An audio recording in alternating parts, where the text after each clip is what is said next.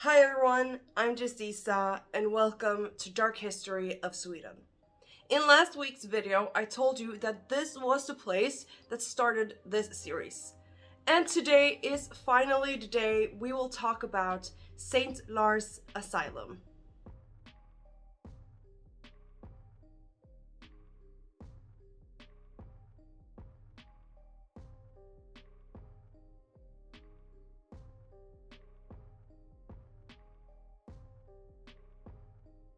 Sankt Lars Hospital and Asylum opened its doors in 1879. It was a place for people who didn't really fit in, or were deemed to be not mentally capable enough to live a normal life. It was meant to help people, but that is far from reality. Being mentally unstable or abnormal was something to be ashamed of at this time. The families often dumped them at asylums and forgot about them. They told others that they moved abroad or simply that they died. Anything to not have to deal with them without the guilt. Usually it was the families, the local priest, or the chief physician who placed them at these facilities. Sankt Lars Hospital and Asylum was built as a place for healing, serenity, and care. With its lush park and good air, it had hope of being a place of tranquility for the patients. But it wasn't for everyone. Most of the patients worked while they stayed there, just to keep the asylum running. They worked with what they would have worked as in the real world. As an example, if you were a seamstress or a farmhand, you would have worked as that in the asylum as well. Unless you belong to the upper class. Patients that were considered to be incurable weren't cared for at all, and they fell into deterioration. There was an evident hierarchy between the patients and the staff. The chief physician was in charge of everything, and he was the one who decided if you were sick or not and allowed you to go home. And of course, men were superior to women. The male staff were in charge while the women just followed. The staff also lived at the asylum. Women were not allowed to be married or have families of their own. The men were allowed to be married, but they had to live at the hospital. I recall being told that there was a rumor about a nurse getting pregnant while she worked there, and she had to give it away or quit. Now, this is in fact and just a rumor, but I feel like this could have happened. The most patients the asylum had at one point were around 1,400 patients from all over Sweden. They couldn't care for all of them, even if they took them in. Understaffed and undereducated for the job.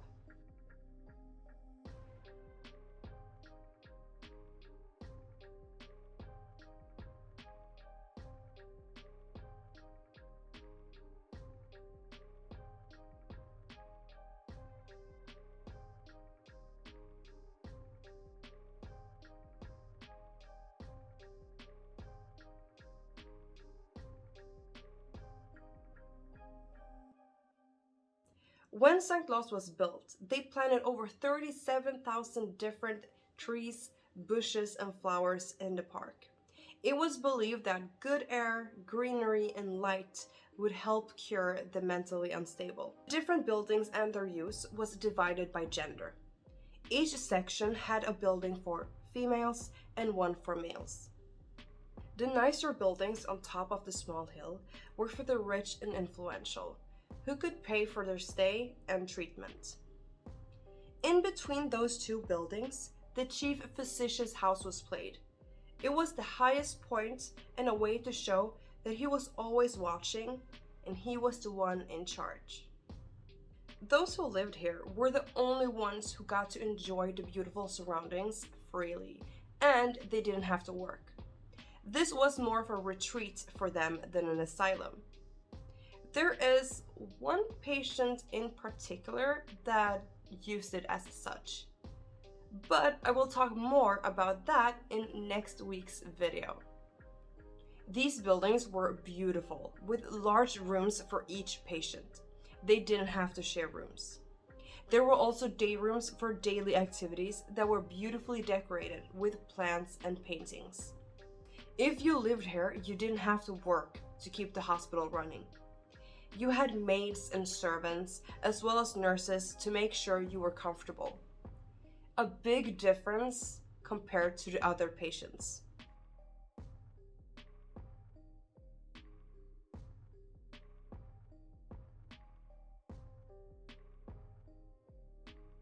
Next in line is the calm buildings. Here the patients that were calm and the chief physician believed to be curable stayed. These buildings aren't as nice as the top buildings. A lot of patients shoved into the same rooms. They worked as part of their stay there to make sure the hospital was running smoothly. By making clothes, doing laundry, or even working the fields and doing woodwork. After them, it was the half-calm buildings.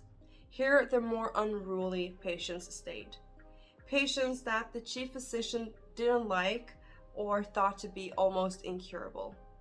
Most of the patients here were either working or were medically restrained.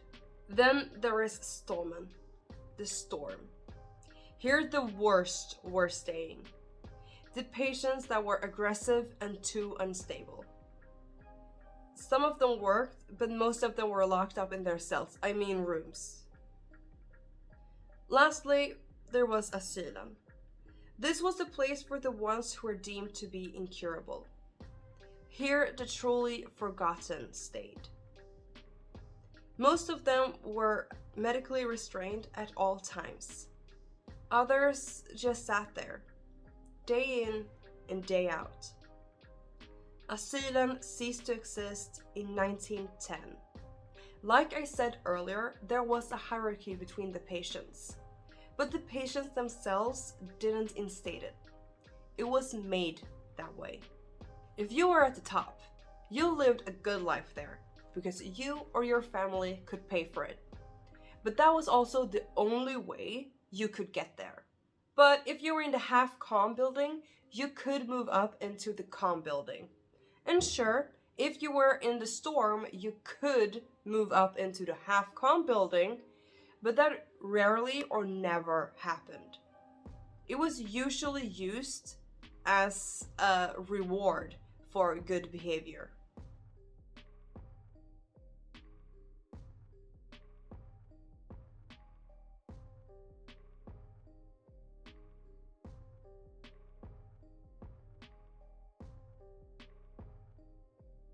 Some of the medical treatments that took place on Sankt Lars were medical restraints and long baths. I don't know what the medical term is for this, so if you know, please comment down below and let me know. Besides that, other treatments were used, but everything was very hush-hush. Lobotomy and other treatments like shock therapy was used, but there is not much information about it, other than the lobotomization at Sankt Lars didn't work, and most patients actually got worse. Other things that were used were straight jackets and straight dresses. Straight dresses were like straight jackets, but longer to cover and restrain the legs as well. Medical restraint meant that the patient was tied to their beds and lie there for hours and sometimes even days. They were not allowed to go up. Long bath is almost the same thing as medical restraint, but instead they were put in a tub with 37-degree water and had to lie there for hours and even days. According to some documentation, this could last up to 21 days at some places. Since they weren't allowed to get up or leave, they had to relieve themselves while restrained, not leaving the bed or bath for it. So many of them had to lie there in their own soiled sheets and dirty water. As you can imagine, the care for the lower patients was bad. At the storm, they could even walk around naked and dirty, not being cared for properly.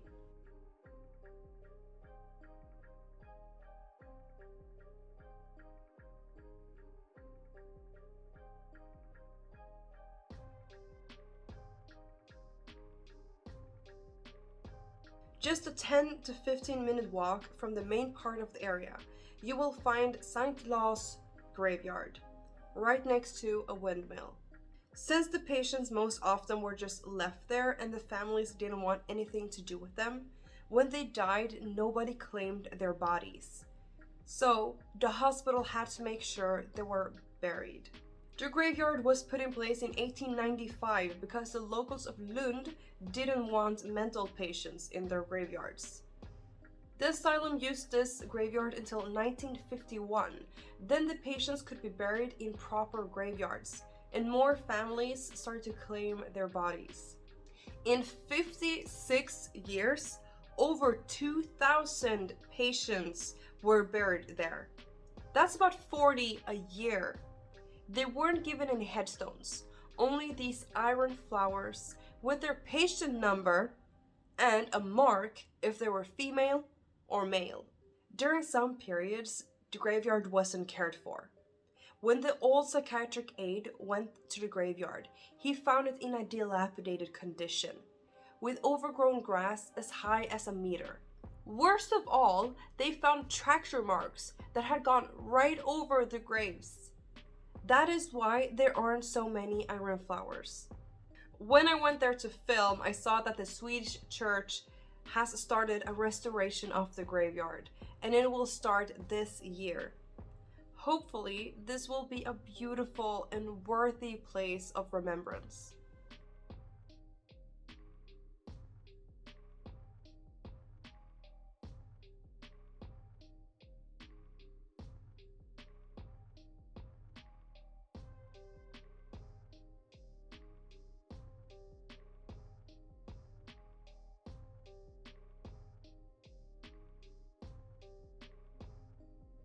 It wasn't until the 1950s when the medicine came and they stopped the awful treatments like lobotomy, shock therapy, and medical restraints. It got a little bit better, but in some cases, when the medicine didn't work, the nurses overdosed the patients, not knowing the effect. In 1967, Sankt Lars was transferred from being state-owned to Malmöhus County Council and was modernized, with pavilions and sections for tuberculosis patients. This change made it so that many of the patients were transferred to other institutions in their hometown. As the years went on, there was an effort to get non-institutional care instead.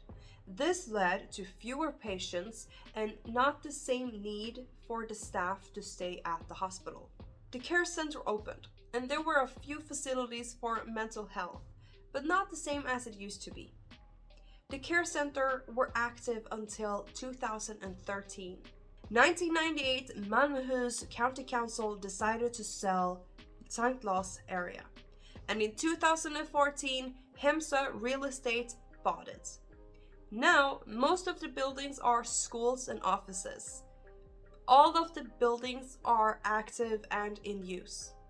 Sankt Lars was open and active for 134 years.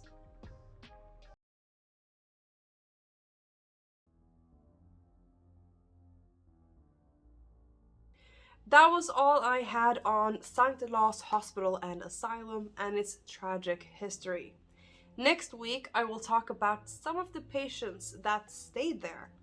So make sure you are subscribed and hit that bell so you don't miss it. Thank you so much for watching. Take care of yourself and each other, and I will see you guys in my next video. Bye!